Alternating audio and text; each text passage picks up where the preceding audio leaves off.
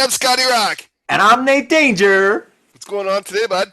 Today we're joined by a couple of guests and we're going to be talking about all the craziness and chaos that's happening in the world of hair metal today. Rockin' danger, turn it louder, bang your head, feel the power, click that play, rock the thunder, the channel burns the others under. Rockin' danger, hairspray savior, spitting truth, talking flavors every night, it's getting crazier, rock and danger, so much braver.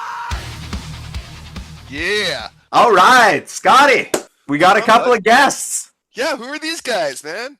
Who are these guys? They're Tell us hijackers. who you are. Let us in, bud. Who's going Jason, first? go Me? for it.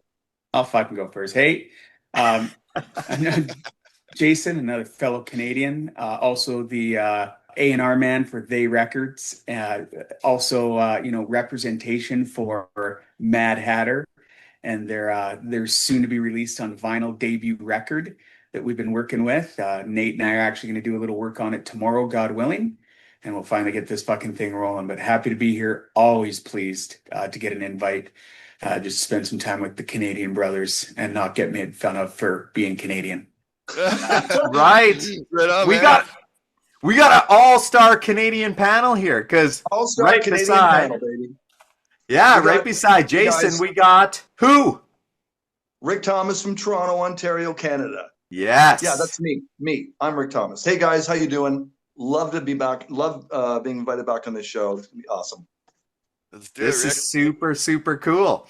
So it all kind of started out, I'll fill everybody in on kind of the concept of the session is Rick and I were going to have a call. We were just going to get together and shoot the shit. And then I ended up talking to Scotty and he had time to jump on and Jason had time to jump on. So I said, well, what if we just record an episode and we can talk about all the stuff that's going on currently. And so there's no real agenda, but we can kind of pick some topics and go through and just have a good old-fashioned conversation about the music that we love. Yeah, let's Awesome, do it. brother. Awesome. Perfect. Love it. That being said, I will start with a specific topic that probably everyone here has come across. Is obviously we've got one of the Kiss guitar players who has finished a long anticipated, awaited album called Guitarmageddon. And we got Mr. Vinnie Vincent, who is yeah. asking quite the price for an album. So I'd like to know what your guys' thoughts are on this. And American money. Oh, yeah. Well, here's I did a little bit of research on this, and I'm starting to think this idea is not as crazy as it sounds initially, because he's selling the master for the album. So he was saying that for $2 million, you could buy his record, the finished copy, and then you yourself can go out and make vinyl, sell CDs, sell cassettes, and market it yourself. So essentially, he's looking for like a company Buyout. to brand him or whatever to make some money. I don't know. Does he have enough fans to make a return on $2 million? Man, Well, that's the No, only 'cause- way you can buy no, the album. 'cause 4 of them are already on this channel. Doesn't he like he just doesn't sure he'll give you the masters and stuff, but I'm just trying to look it up here. Didn't he also but he has creative control? Like you can only market it, like he has to sign off on it or whatever. Yeah. or- He gets say how it's shit, marketed. man. Like Oh, if you what? think about it at $2 million, if you sold the vinyl for $50, it's only 40,000 units. Like I know that's a lot. I Yeah, mean, that's still a lot. clearly, Mad Hatter. Clearly, we're going to sell 40,000. I mean, is there a desire for that? Is there? I don't know, but I mean, if it was complete creative control, maybe there is Maybe. something to that. But if he's involved at all, you're going to be fucking sued, and you're going to be in fucking court, and it's just wow. And I'm sorry, like I mean. I saw the track listing. Mind you, do I want to hear a song called Heavy Metal Poontang? You goddamn right Yes, I I do. do. Yes, yes. So somebody's going to leak it. Just a matter of time. It's a matter Yeah, of time, absolutely. 100%. Someone's going to leak it. Yep. Yep. I'm sorry, dude. This sounds like something that maybe, I don't know, when Michael Jackson decades ago was buying the Beatles masters. I mean, this is the kind of money you hear. But Vinny, I don't even see a member of Kiss coming on to sell it for that kind of price. I mean, it's just no. But it's what's not surprising to me is just the audacity. Like, you got to admit, he's got the balls to actually just like even try to suggest, oh yeah, oh no problem, you're going to pay $2 million, right, for my album. I mean, someone's going to, right? He literally believes that that's going to happen, and I wonder if there's someone out there crazy enough to do it. But I don't. There's no merit to it, dude. He has not done anything in decades and decades and decades, and I don't know. I've met him twice. He was an absolute asshole both times. The second time I met him, actually, it was Mark and Dana at 2 a.m. outside the Four Seasons in Ottawa. And it was just my friend George and I, and they were telling us about, well, because Dana talks like this. Marcus, should we tell them what we're going to do? No, don't tell them, Dana. Don't tell them. Oh, Marcus, I want to tell them. We're creating our own band. Anyway, so then he grabs Dana and brings it back in the hotel. And we're like, what? That was 1988.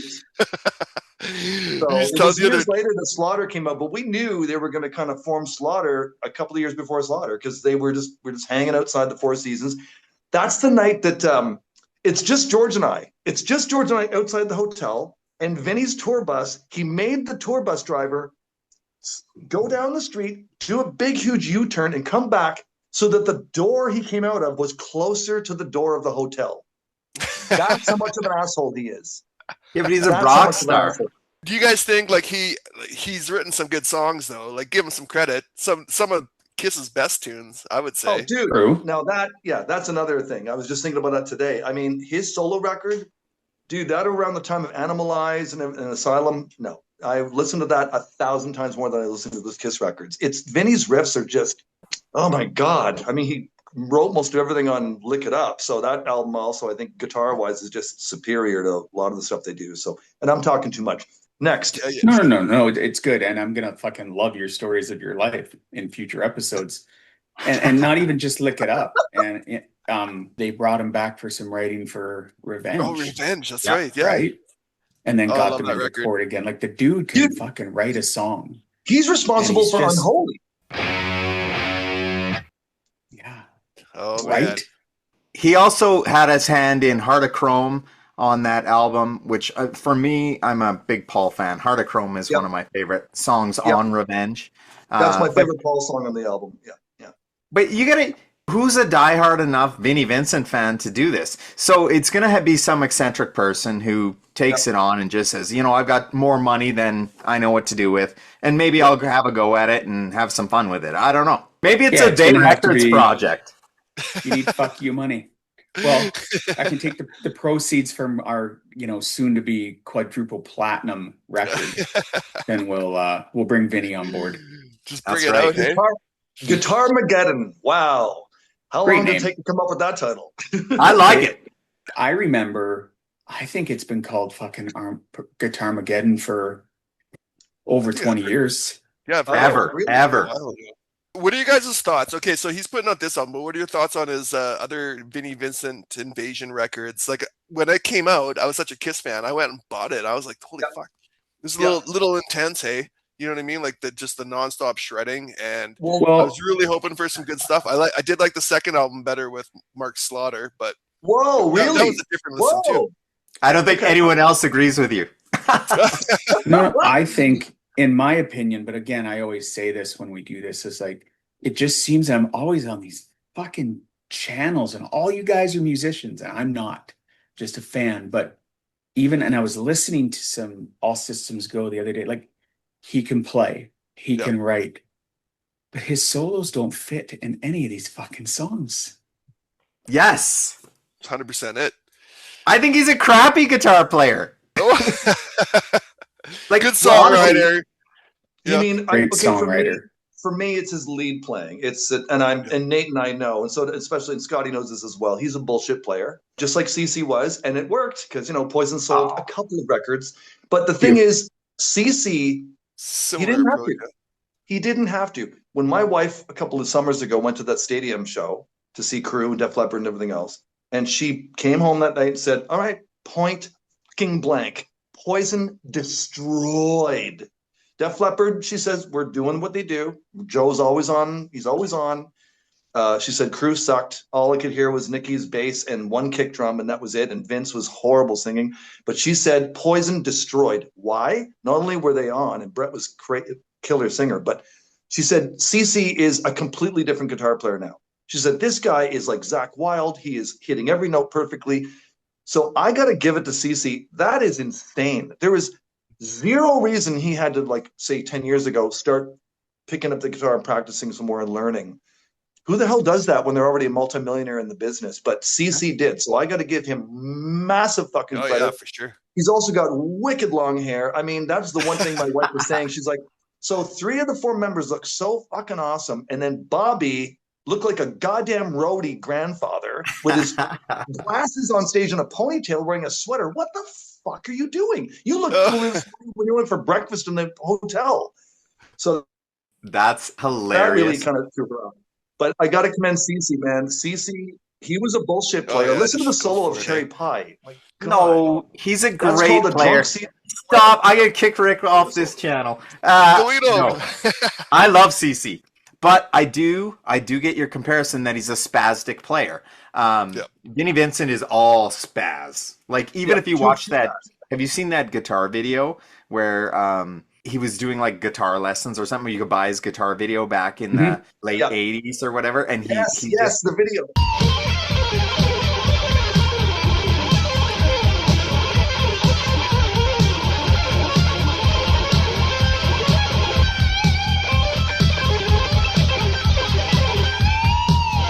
he sounds like a joke even on the promo video.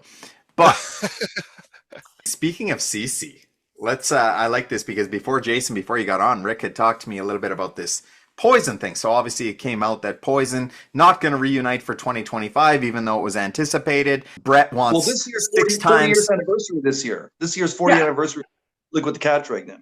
Yeah, so I mean, and Brett feels he's 6 times worth more than everyone else in the band, obviously. So that kind of created a little bit of a rift between them. But Rick here had brought up and he said, hey, do you think it, obviously there was one of the most famous or viewed episodes, we'll say, on the Hair Metal Guru's channel was his interview with Ricky, and some things came out in this. Do you think that had anything to do with the play on this? Because then it led into the Guru interviewed Brett's guitar player for his solo band, and there were some things said back and forth and a little bit, and then Ricky was making social media posts and all this stuff was going on, right? I don't know. What do you guys think? I'll talk to Jason first. At the end of the day, it's money and ego, right? Now, again, as a fan of music, it's like anything. I want all the money all the time. But when you're already a multimillionaire, I would like to think, and Rick, like, you're still, we just met today, but you're still like a working musician and stuff. Like, when does it become less about the money and more about the people that got you all that fucking money? Like, if I may, because you just brought something up that I can give you the actual, and Nate knows this story, the detail of flying back up from Nashville, doing the record we were doing, and then my accountant going, the fuck is wrong with you? What are you doing here? I said, what? It's like, you write all the songs, you produce everything, you're the first one in the studio, the last one out. You're the one that created the band, the name, all the look of this and that. You do all the work, but you're splitting everything 5 ways? What the fuck is wrong with you? And I went, you've never been in a band, have you? And I never forget saying that to the guy. He was just looking. I said, you don't get it, dude. I'm in front of you right now making money because of these 4 other guys. I'm not going to do this by myself. Same with Kiss. It is Gene and Paul doing most of the singing, but they did, for the most part, it split 4 ways because it's a fucking band. That's how it works. And when I hear this crap about Brett going, well, I deserve more. Oh, fuck off, man. Yeah, that's how I feel, man. He's already making extra money from the shows he was doing, all this extra stuff and Rock of Love and everything else. He's making good money on all those residuals. So, dude, it's for the fans. To me, that's insulting because you're letting the fans down. Well, that's true, man. Like, Poison's always been like a band of brothers, hey, and they've never been shy about sharing that angle, right? And like same with Kiss, and obviously when Peter and Ace split, they became more just a Gene and Paul thing, right? And then they kind of scraped along, like, luckily those 2 guys had some talent to bring to the table. But Yeah. yeah, man, I don't know about if that's the right move for Bret Michaels, because he's always been about the fans, and this is a bit of a slap in the face in terms of like a 40-year anniversary. Like, and Dave, That's the way I look like, at it. Yeah. how cool is CC DeVille? I think he's like he's cooler now than he's ever been. You know what I mean? Dude, he looks amazing. He looks amazing. Like my wife said, he plays. It's like he's just so fluid now. Yeah. Yeah. So it's pretty awesome. See, Jason, now that Jason's here and he's learning, that's the trick right there. Play on the neck. On the Got it. Hey, boys, show of hands. Who would have went to a Poison 40th anniversary? Who's the Kiss fan here? I love Poison. I love Poison. I would totally go see that first album front to back. You know what I mean? I think that's a classic, but I'd like to hear it in the 40 years later. You're like that better of a musician and a performer. Like that first album sounds like a demo, glorified demo. To hear it 40 years later, still pumping it out would be rad. Well, look what the Cat Dragged did. I bought that cassette the day it came out, and I was blown away, like blown away. I agree with Scotty. The production sounded like you're inside a cardboard box. But then again, when you're in your early 20s or late teens or something, who gives a shit? We didn't care about production until we became musicians and we were doing our own records. So back then, because honestly, let's face it, Vincent Invasion's first album, wow, let's put some treble all the way up and take the bass all the way down. It's very high pitched. And then you have Robert Fleischman that I think can break wine glasses whenever he's just, farting. So it's very, very, very high pitched. And the production's pretty bad, but it's Vinny's riffs. And even the riff on Boys Gonna Rock.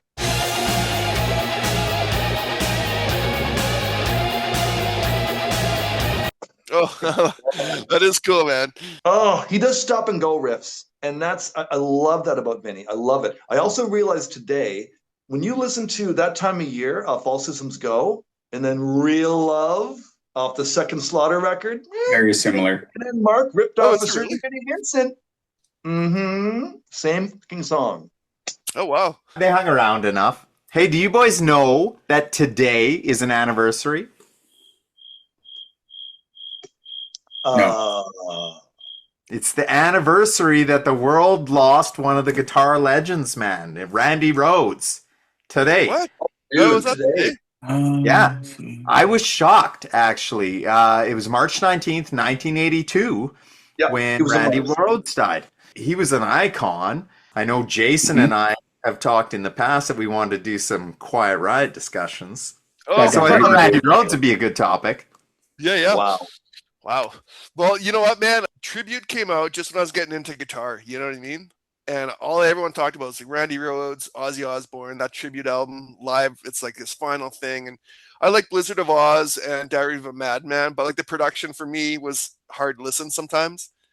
So to hear it in like that live environment, Tribute's one of like the greatest live albums of all time, I would say. Yep. And man, I had great memories of that.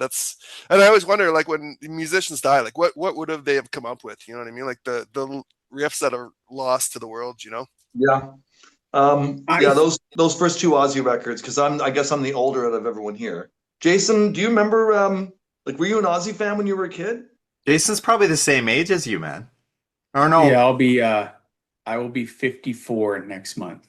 Yeah, I beat all you guys. So Okay.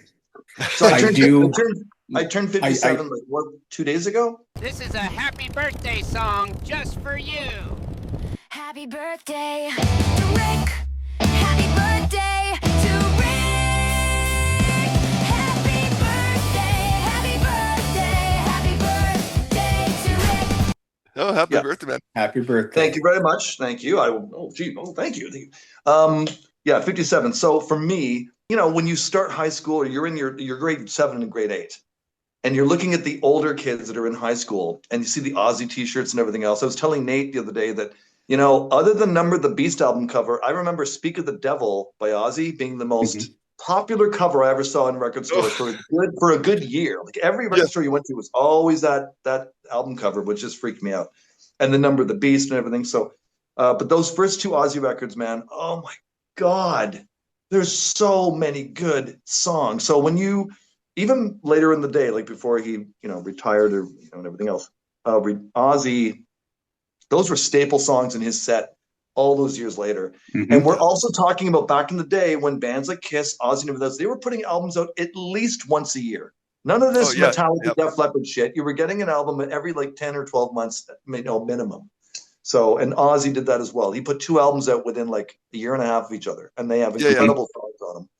Yeah. And then Bark at the Moon, I think it's not Randy, but again, it's Ozzy. He's just got incredible records. We don't realize how many fucking amazing records. No Rest for the Wicked? Are you fucking kidding me? No More Tears? That's my favorite. Dude, come on. Jason. Oh, man. I love the Zakk Wylde. Yeah. I just named you like 5 fucking albums. We love these bands so much, like Faster Pussycat, that have like 2 albums or 3 that we love. But Ozzy put a lot of shit out. Also, he was in a band, Black something. Those guys from England? Yes, something Sabbath. Yeah. Before Dio made them good. Yeah, that's right. Oh, yeah. I'm with you on that one, Jason. Hey, Jason, where were you at with Ozzy, man? So were you everybody knew Crazy Train, right? Because it got legs. But my first Ozzy, like I was in Ozzy, was Ultimate Sin. Because my buddy bought the record, right? So I copied it. I had it on cassette. But for me, it was 87 when Tribute came out. And I cannot for the life of me remember what I went to the record store to buy.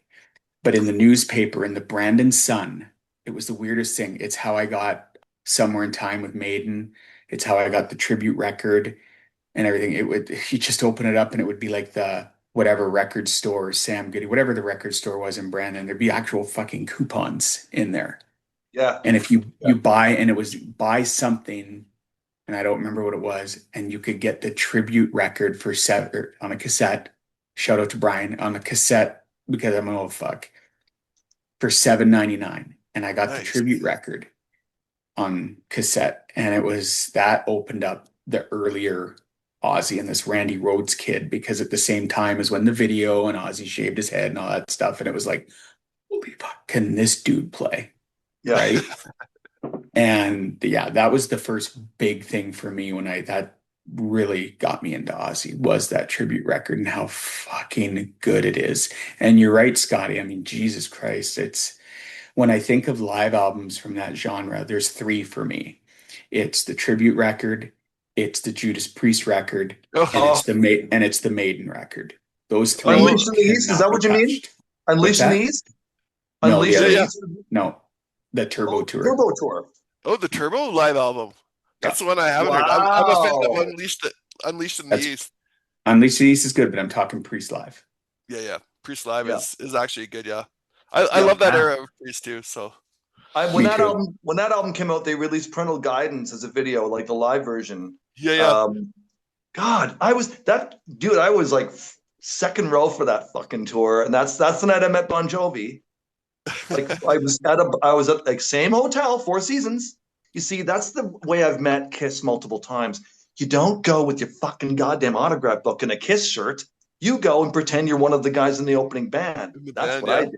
Long hair, sunglasses. I wore a blazer. The guys at the hotel, they thought I was in King Cobra. So nice. I know, but it's a private thing, right? It's only the bands and their crew and everything else. Like I'm not supposed to be in there, but yeah. So I was at the bar talking to Richie because I was already a Bon Jovi fan. Like I already really dug Bon Jovi big time from the first few records, especially 7,800 Fahrenheit. Huge fan. So I was also like freaking out seeing Bon Jovi live. But here I am now freaking out talking to Richie at the bar. And this guy comes over and kind of buds right in front of me. And he's wearing one of those chapeau hats, like the po' boy hats from back in the England days. Oh, yeah, he's got a straw out of his mouth and everything. And he's like, talking to me. I said, oh, excuse me. He's like, turns around. He's like, would you want my autograph? I go, you want mine? I didn't know John. So he gets all mad and takes off. And then Richie takes his drink. He's like, that was John, right? Asshole. And he walks away. I'm like, what? So when I met Bon Jovi, it was not a good thing. But I'm just saying, that's also the night that I got to meet KK. I met Glenn, Ian Hill. Somehow, I don't know why, but I got up to the 10th floor where Rob's room was. And I remember my friend George and I like listening at Rob's door, and I'm thinking, what are we doing? Like, what are we fucking doing? If he opens the door, we're going to get arrested. Like, what are we even doing up here? It was just because Rob Halford is on that floor, and I just wanted to get, So yeah, that was a weird night. But yeah, man, the concert, Judas Priest, dude, You're so good, hey? Vengeance, Defenders of the Faith, to me are like in my top 20 albums of all time. Both of them. Those are And better JP tunes albums. I mean, Man, I was never a live album Turbo. guy. I was a huge fan of Turbo. What's that, Danger? I was never a live album guy. I've owned very, very few live albums other than Kiss Alive, Alive 2, Alive 3. Swallow This Live. Swallow This Live, I own Tesla, the five-man acoustical jams. But as an Aussie fan who had the entire Aussie catalog, the only two albums that I never bought was Tribute and Ultimate Sin. So it is funny that Jason, you said that those are... Dude, this is like the opposite of what Jason just said. He starts with Ultimate Sin, talks about Tribute. That's, Here, those are the two records I never bought. Okay. Ultimate Sin is actually a great record, and it's kind of like Ozzy's black sheep of his discography. I love that record. Well, it's hair metal Ozzy. Yeah, I think maybe that's why I loved it. Hey, but Ultimate Sin's a great tune. Shot in the Dark. I mean, that's a classic. Lightning Strikes is the Lightning best song. Strikes. Yeah. Lightning Strikes. Even in the video for Ultimate Sin, where they're remember the TV show Dallas with the hat, the early 80s. Yeah, it's sort of an homage to that show on the with Ozzy. It was goofball stuff, right. but then all our videos back then were goofball. Like everybody wanted to do a Twisted Sister video because it sold fucking records. You think it's a coincidence? The Stay Hungry comes out, and then the next 2 years after that, every video was jokingly goofy, including fucking Smoking in the Boys' Room. Come on. Yeah, with a big 3-minute. Twisted Sister actually started that whole trend. For sure they did it, because every video that came after it had like all the dialogue stuff going on. You know what I mean? There you go. Oh my dog ate my homework. Like, I mean, it was now, but that was it was fun videos. That's why we wanted to watch them. Intro to I Want Action video is one of my favorite intros to a video of all time. I cry laughing every time I watch it. It's so perfect. When Bobby Doll's like, he goes, "Hey man, you guys in Poison, man? You signed an autograph for my kids, man?" And he opens up the wallet and there's like 25. And Bobby Doll's just like, and like it's just, I love that video to death. I mean, Nothing But a Good Time is like one of the best videos ever made of anything in hair metal and rock. I think it showcases just how gigantic Poison became from the first album to the second album. I think that's the best showcase. Yeah. Crazy. Well, and they went with those big live action videos without the crowd and stuff, and I thought it was a cool concept. Speaking of oddity videos and the way they start, Jason, I know you're a fan of the boys from Regina, our buddies Kick-Axe. Kick-Axe. They had some odd videos in the beginning. What was their... No, like Rick said, they're just playing like everybody. It's like, they do that stupid. Well, we need to do that and we'll sell more. And you know what they did? They sold a buttload of that debut. Which, personally, I think their third record is their best. That's just me. That's a big step forward, that third record. Mm-hmm. Yeah. Big. What was that guy? What was his name? The mascot, though. No, fuck, I don't know. The Vice guy. Vices? Wasn't that his name? No, he had an actual name. Like yeah. See, when you say that, I think of what other bands have mascots. Well, Megadeth, Iron Maiden. Oh, that's about it. Thanks. Twisted Sister, to some extent. No, Dangerous Toys. Oh, yeah. Mad Hatter. Mad Hatter. You know what? I love bands with mascots, man. Dio. Nate, later on, I'm going to send you a photo of my band Circus from 1988. Where we played Barrymore's when I wasn't even legal. Like I was 17. I was like, not even the drinking age to be in there playing. But the band Circus and I and Steve, the other guitar player, and I did all the artwork and everything. We totally did the Twisted Sister thing, but we had these huge curtains covering up our amps, but we did it to look like brick walls with graffiti all over it. Oh, nice. Drum riser. We had our own fog machine. But in between the monitors in the front, I had this big black curtain and I painted a killer clown on it. And it looks exactly like the one on Dangerous Toys album. 6 years earlier. Oh. See, maybe that's what I stole for our Mad Hatter album cover. It was You did. your original picture, not Dangerous Toys. That's true, man. Yeah, mascot. Yes, the mascot for Dangerous Toys, that clown. Yes, I forgot about that. Oh, Here, I got a question for you because we YMT had that robot. They had that mascot for a bunch of videos. That's another one. here's a question for you because we brought up obviously Twisted Sister, one of my all-time favorite bands. Me and Scotty were fortunate enough we got to go see them on the Metal Meltdown tour in Vegas. We're featured live on their live album. Yeah, and coincidentally, one of the opening bands for that show was Skid Row. And now we just got news that we got Sebastian Bach filling in on some some Twisted Sister dates. And Jason, Reid, and myself are going to be going to check Sebastian out with Slaughter in Winnipeg. Oh, yeah. What? Dude. That's gonna be awesome, man. So, like, what are your guys' thoughts, Jason? You're probably a big fan, hey? Like, what's your thoughts on first of all, Sebastian in Twisted Sister?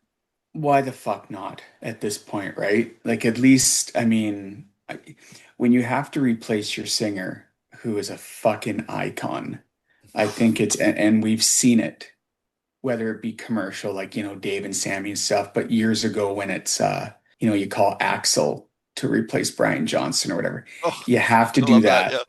to sell tickets, right? And especially when they've done the promo stuff that they have, where they went down this road once and Dee asked Sebastian and he said, no, I could never. So when you have your original guy that's like supportive of this and they're all on board and it's a big fucking kumbaya jerk off session and stuff, like, I'm down for this. And I said to Nate, like, I said, wouldn't it be fucking cool if you play some Twisted when we go see him as like a warm up for the gigs? And he's already doing it. He did it last week.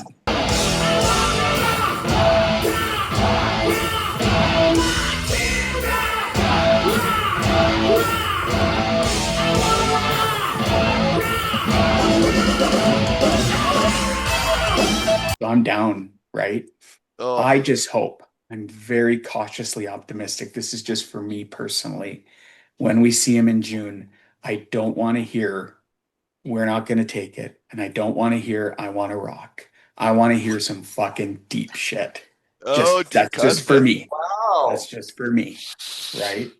Like, Man. play, and maybe not super deep, but throw me some You Can't Stop Rock and Roll. Throw me The Price. Throw me something like that.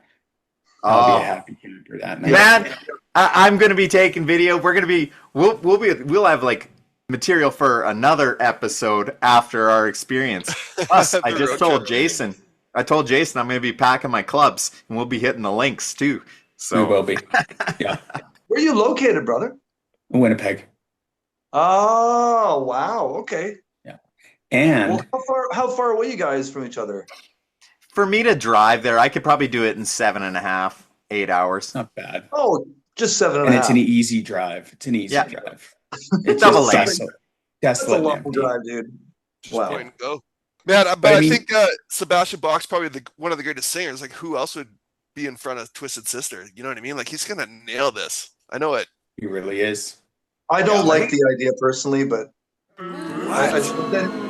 just because I don't know. This isn't about them. I'll give you the best example really quickly because Jason doesn't know the story. Okay, so living in Toronto, there is a luxury of every single night there's something going on. Like every single fucking night. So right about now, there's probably Iron Maiden's probably here playing. I'm going to hear about it tomorrow. So the first few years I lived here, that's what it was like every day for me. Oh, did you see Def Leppard last night? What? What? I didn't know about that. Oh yeah, they played here. Oh, did you see Iron Maiden the night before that? No, what? Oh, did you see Lenny Kravitz last week? Like, it's every single night there's something huge happening. So one of these nights, years ago, we went to the Mod Club and we saw 3 bands that we loved growing up. Bullet Boys, Faster Pussycat, and Bang Tango. Oh, My nice. my I'm wife pumped for that. My wife loves Bang Tango, loves that band. So she was happy. How many members in Bullet Boys? That's right, 4. It was Mark and 3 dorks. Okay, let's try Faster Pussycat. How many members in Faster Pussycat? 5. Yeah, there was Tammy Down and 4 dorks. How many members in Bang Tango? There's 5 of them, right? It was Joe Lestay and 4 dorks. Actually, the 4th dork was the same fucking dork that played drums 2 hours earlier for Faster Pussycat. What I'm getting at is it was not those bands. Oh, it wasn't the originals. I get it. It was 3 singers who weren't in the best of shape, just with a bunch of guys, and one thinking, this is not like what I came to see. Like, I'm sorry, but if there's more than 2 members not there, it's not the band anymore. And especially if it's the singer. If you've replaced the singer, come on, dude. I've seen LA Guns a bunch of times, and every time I see them, it's a different singer. And it's not the same as when I saw them with Phil back in like Rip and Tear tour. I saw that in 1990. Oh, whoa. In fact, that was the day after they'd filmed the video for Ballad of Jane. So nobody knew that Tracy cut his hair. We all discovered that night at the show that what the fuck is this guy with the short hair? It's Tracy Guns. Oh. Who also halfway through that gig decided, what I'm going to do is take my cock out of my pants and show it to the audience. So he did that for about a minute. So that was before everybody had cameras. Yeah, right. Okay, so now that you've mentioned that, just about like the singer and stuff, let's move into a topic I would love to discuss today because I've already heard you say, and you flashed the arm, Kiss. Vegan diets? Kiss. Oh no, sorry. I love Kiss. My first love was Quiet Riot. That was my gateway. But Kiss. Dude. But Kiss. How are you with Cheater Chris and Fake Freely in the last run? No. In fact, let me jump in and I'll say how I feel about it. First of all, I think Eric Singer is probably one of the best fucking drummers out there. I'm a huge Badlands fan, and I thought he was peak there. Wow. But I understand he chased the Respect, paycheck. good sir. And that's one of my records somewhere in a box. I have a signed Jakey Lee signed my Badlands thing. My yeah. Tell you that story another day, how that happened. But I get it. You go back and put on the makeup, sure. But I've seen what a waste of fucking talent. Have you seen we've all seen it. He's just sitting there boom chicka boo. It's so easy for him to play, but they should have had their own makeup. What they did was wrong. Yep. But I still gave them my money to see the last show that they ever did in Winnipeg because my oldest daughter wanted to go because she was raised on Kiss. And she's 32 years.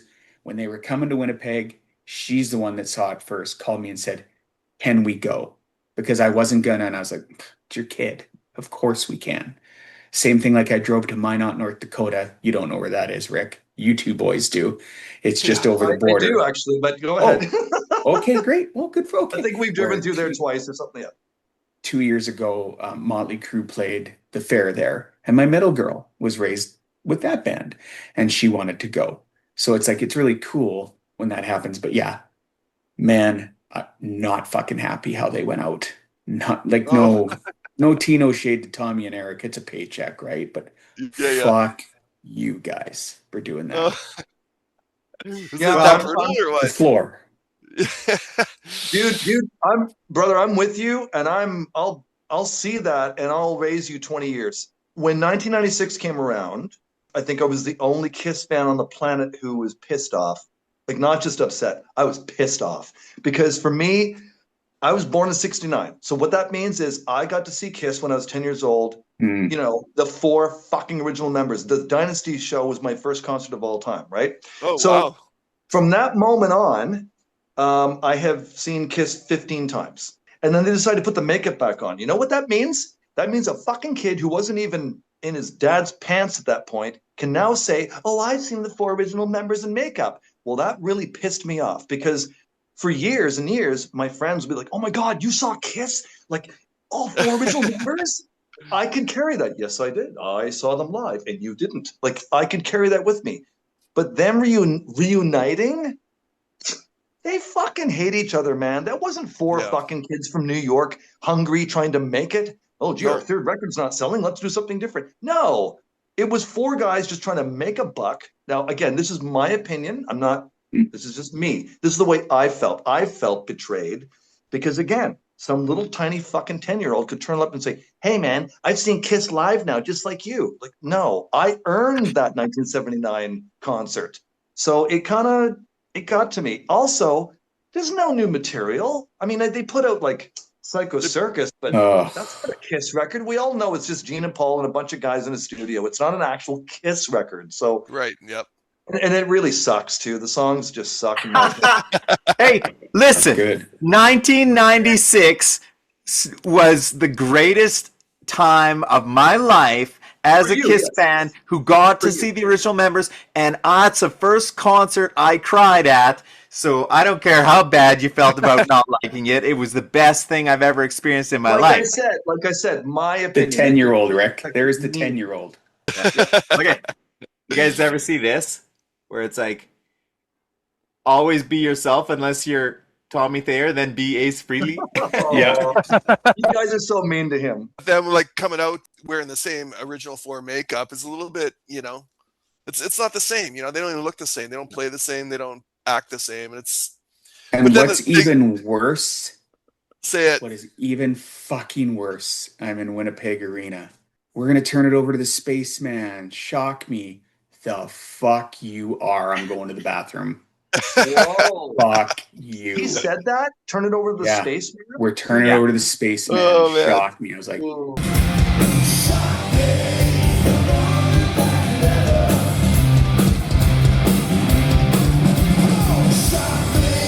Ooh, boy. oh, Yep. get fucked. But here, hey, did you guys? I kind of liked Vinnie Vincent's makeup job, and Eric Carr I thought could have been better. I Yeah. also thought like Dude, I with all the Get your own resources stuff. available, could they have come up with something better? And just to add to that, Bruce Kulick had some contests a couple years ago where people designed like what would have been his makeup. I thought that was kind of a cool idea. I'm down I with don't know that. what it was though. If they would have had their own makeup and gone on another 20, Yeah. I'm down. I'll go see Yeah. it. Let's throw out a Yeah. record. Cool. Yeah. Sure. And a The record other where thing- all four of you put all four members in a garage, get rid of the money and everything else for a month or two, put them in a garage, and I don't mean Carnival of Souls garage. I mean like in a garage where you're gonna create Kiss songs, not half-right Alice in Chains wannabes. Yeah, their makeup. I loved Vinny's makeup. Don't forget, I got to see Vinny on the Creatures of the Night tour, and I was telling Nate a couple of months back that the weird thing, there was no internet back then. There's no fucking phones. You're only going to know about something when you read Hit Parader 3 months later. So Yeah, right. we went to the show and I'm like, Ace really lost a lot of weight. Holy shit. Why is his makeup? Why he's using a flying V? It was about 4 songs into it where we realized that's not Ace. That's some other fucking guy. So, but he killed that night, man. He destroyed. I thought Some other guy who wants $2 million for a record. Out of the 14 Kiss shows I've seen, that's probably my favorite. That and just in Dynasty, but Creatures of the Night tour, with the head pins Yeah, that'd opening. be awesome. Oh, dude. Oh, really? That's Yeah. my favorite Kiss record, by the way. Oh man, mine too. I think Preachers, any dude. Kiss fan, most Kiss fans were probably a little, didn't like the idea of other people, imposters, wearing the original makeup. I think most Kiss fans will have consensus on that. The fans that aren't true Kiss fans, do they care? I don't know. But does it sell anymore? I would argue probably not, but maybe it does. I mean, Hey, my man. wife doesn't know a difference between one spaceman or the other. But hey, when Ace Frehley died, didn't the news people they put on a picture of Ace Frehley, Tommy. but it was Tommy Thayer on the Yes, terrible. Unbelievable. or was it the Grammys or something? Sacrilege. Oh, I don't think I've ever shown you two guys either. And Rick too, I'll send it out when we're done. It's in a box somewhere because it used to be on the wall. I have the Brazilian bootleg copy of Creatures with Vinny in the makeup on the front. Cool. Yeah, really? I'll send you a picture of it. I have it. Oh man, yeah. that's cool, man. Yeah. You know which one See I it. have? I will not. Please, I open want to it. see that. I want to see that. Yeah, Yep, yeah. I will. Oh, I I'll can get show it you out. guys. I want to I ask can show Jason you what guys think my about- record cover has Bruce Kulick without makeup on. You guys got that? I have that version? too. That one came out. Yeah, I have that. That's what I was going to mention. What do we think about that? Around '88, they redid the Creatures album cover. I think that is again sacrilege. What you Yeah. just said, Nate. It is what? Bruce has nothing to do with this. No. Why is he? Does Plus, anybody the know cover like was so cool with the eyes? Let's face it. in their later years, Kiss albums, they're not the greatest albums of all time, like the covers. I mean, when I look at Hotter Than Hell, I will never get sick of that cover. That to me is it's my childhood right there. Like that's my childhood. I remember seeing that in the record stores and just losing my shit. Just to let Jason know, my introduction to Kiss was my dad in 1977 buying the originals at a fucking IGA. The first 3 set. The originals and Rush Fly By Night. So 1977, it's the summer. My dad comes home and does what every dad does back then, brings the speakers and puts them on the fucking patio of our house. So the rest of the neighbors can hear what he's listening to very loudly. So he cranks Rush. And he puts Kiss on. Yeah. He comes back and he's like, Ricky, do you want these records? I don't really want them. I'm like, oh, okay. And he gives me the originals. Well, inside there's the stickers, the fucking trading cards. There's the booklet that you would get in a live. The book and you get all 3 records. And of course, Rush Fly By Night record, which I looked at that owl for hours and hours and hours at a time. That was my introduction to Kiss. And within like 6 months later, that's when for my birthday, I got like Rock and Roll Over and Destroyer, and the rest is history. But I was introduced to them with the originals. So I got to have all 3 records dumped in my lap when I was 8 years old. That's exactly how I got introduced. My uncle gave me the originals. He didn't want it. Do you know how rare that is, Nate? You and I share something so rare together. That's amazing. So I was watching an old episode came across my feed, and it's funny because there was a thing called Stump the Trump or Stump the Trunk. Oh, so I love that show. I never seen it before today. Metal Show's great. Oh, Eddie Trunk? Yeah, dude. Yeah, it was like people had to go and try to stump Eddie Trunk with like trivia questions about bands. So the episode I saw, and maybe Jason, maybe you did see it, but it made me think of you today. And you like Stryper. I know you're a big Stryper guy. Yep. Oh, yeah. The question that stumped him was, what is Stryper an acronym for? And then I was like, well, I want to know if Jason Reid knows what Stryper's an acronym for. So give it to me, buddy. Don't disappoint. I'm not, but I have to see this. Okay, it's not on the album, so I'm just looking. Salvation through redemption, yielding peace. What is that ER? What Salvation acronym? through redemption, yielding peace. You're Oh my doing God. awesome. Fuck. Think about your daughter or learning a new skill, and you're trying to Encouragement, yeah. encourage, and The last one's the easiest, man. It's an R. redemption. No, righteousness. Rock and roll? Righteousness. That's close. That is pretty awesome. Good for you. Dude, what? and just so you know, and I've said this too, just because Rick and I just met today again, I'll say it again. I love Stryper 1.0, but Stryper 2.0 is so goddamn fucking good. You can legitimately say this band just gets better with age. So good, so heavy. They are a metal band. Soldiers Under Command on vinyl. Oh, yeah. Do you have the white one? Because I do. No. It was just that was 1983, I think. Yes. What? There was an Soldiers? EP, and then their first 85. album, Soldiers Under Command. 85. Yeah, it was they 85, I did think the Yellow and Black Attack EP. Yeah, Yellow and Black Attack.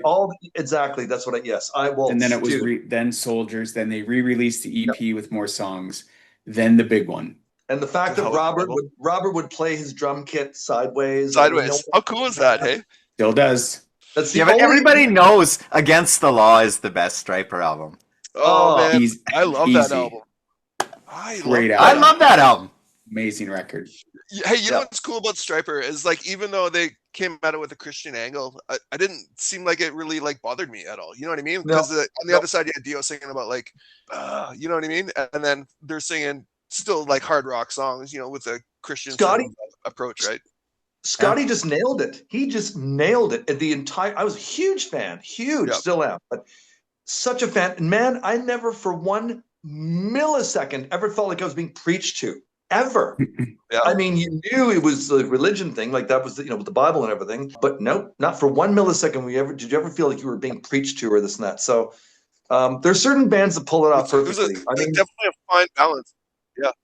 Yeah. And good on them for sort of sticking to that sort of approach. You know, that was definitely different. But then again, the Christian rock scene's super massive. It's like this underground scene on its My own. You know my what I wife mean? and I went to see Skillet last year, and we show up at the show thinking, well, there'd be like us, maybe 6 people in the city knows about this band. Dude, fucking sold out.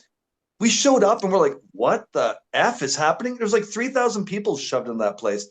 Also, a band that, oh my God, you all need to take a few minutes tonight and just type in Skillet Live in YouTube because I still can't believe what I saw. They had fucking risers. They had Kiss risers for the drums, Kiss risers for the pyro. It was like one of the most amazing live shows I've ever seen in such a. It wasn't an arena, but it was like a halfway, like half the size of an arena and like a giant theater club. setting.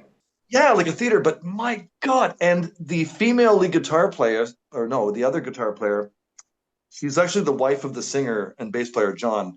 She was the dude. I couldn't take my eyes off of her. She was so awesome on stage, like really fucking going crazy and wild. Their drummer is also a girl, and she's also sings a couple of songs live. But I mean, we were just blown away. But we didn't even know till maybe the 10 minutes before they started that they're a Christian band. Like we really? didn't know that. Oh, wow. We didn't even know. We didn't even know until we got there. But the That's reason awesome. we thought it was because Chloe gets some beers. Half an hour later, she's like, I'm gonna go and get us some more beers. And she comes back within like 2 minutes. I was like, holy shit. Oh, Really was small drinking. line? She's like, no. And I said, was there a small line? She goes, no one else is drinking in here. I went, what? She goes, have you not noticed we're the only people with beers on our hands in this entire fucking arena?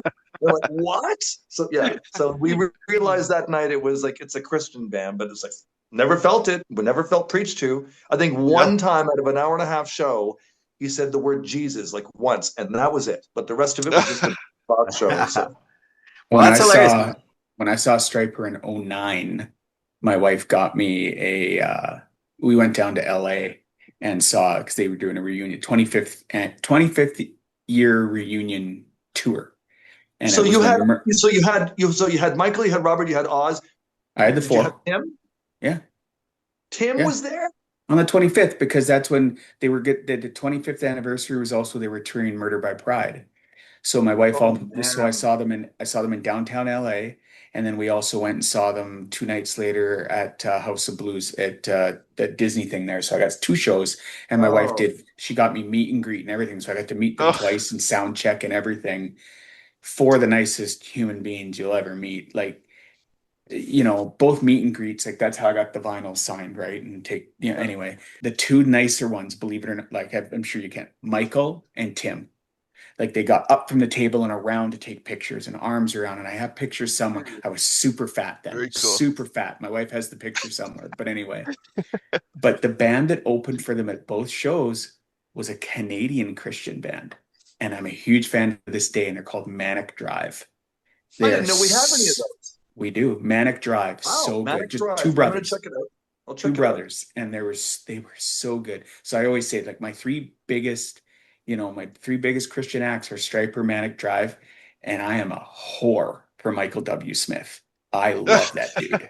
Wow. I've seen him several times through Winnipeg. He's just so good. So good. Wow. Okay. I got to get my Christian on, get versed on this. Look at all this stuff I got to go source out now. Then I'll throw some country music on today when I was driving home from work today. Like, I mean, I'm all over the place. I just love good music. That's me. Yeah, right on. Absolutely. That's Plus the country. key right there. Yeah. Nate, you and I talk. Country's really easy to write. Oh yeah. Well, and look at all that.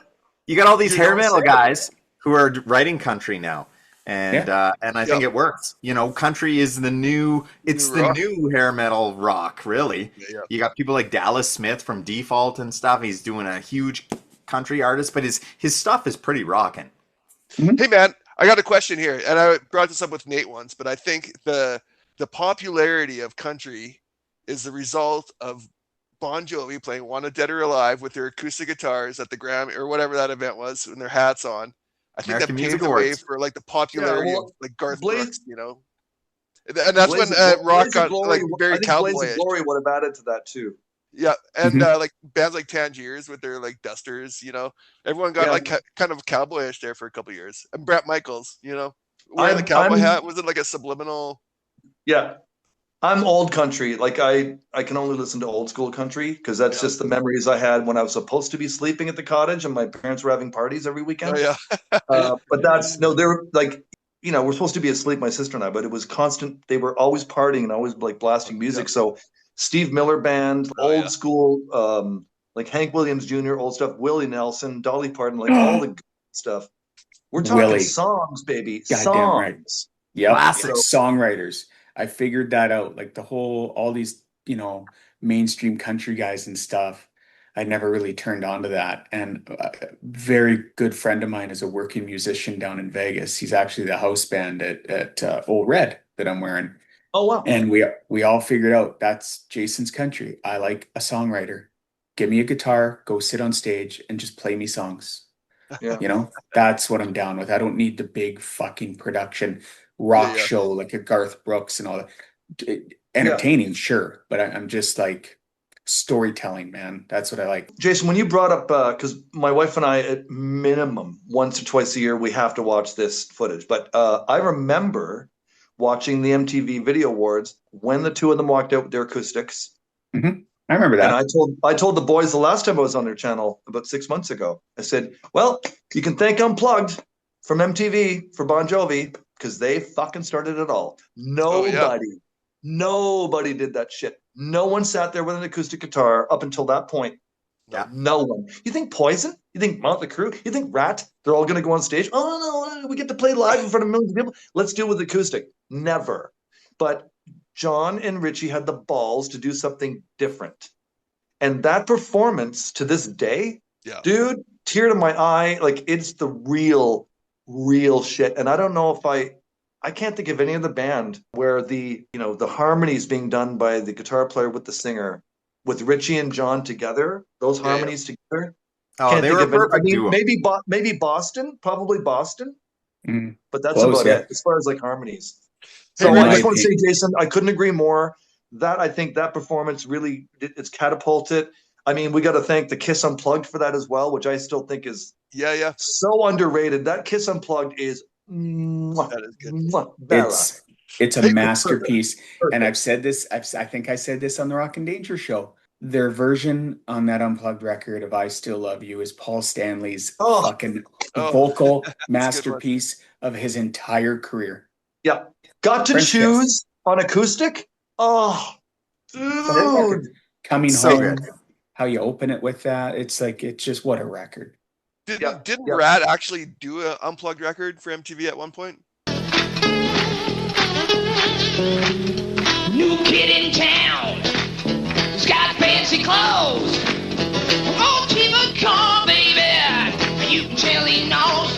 He said, "Where is all the action in this town?" No. Nope.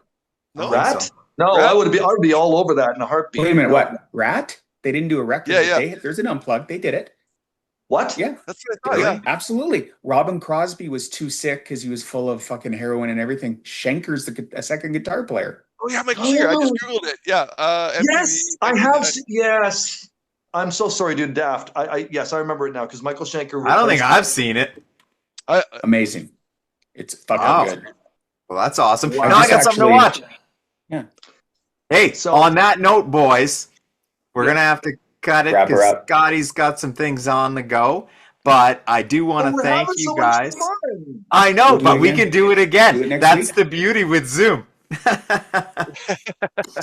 I do want to thank you guys. First off, Rick, thank you very much. All the way from Ontario, man. You guys are, I don't even know what the time difference is, but you're probably 2 hours ahead of me or one for It's sure. Saturday. Yeah, it's the next day. Saturday, right? Jason, always a pleasure, buddy. Thanks Both for you having me. guys, it's not your first time on the Jason, channel, so so we'll nice to make meet sure you, that we brother. do it again. Scotty, anything from your end? Let's just keep giving her, bud. Final words of wisdom?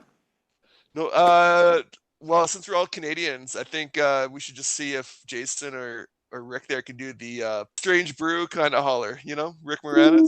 Go, go, go, go, go, go,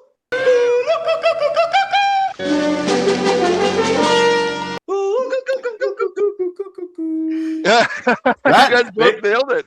They did it better than me. My vocals are messed now, but do us a favor, give us a like, give us a subscribe.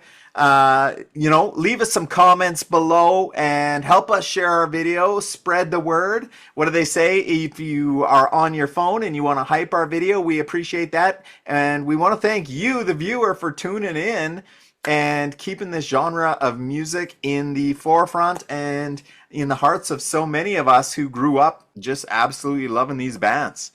So thank you guys. Appreciate it. Until the next time. Rockin' Danger! Out! Rockin' danger, turn it louder, bang your head. Oh my God, I got a piece.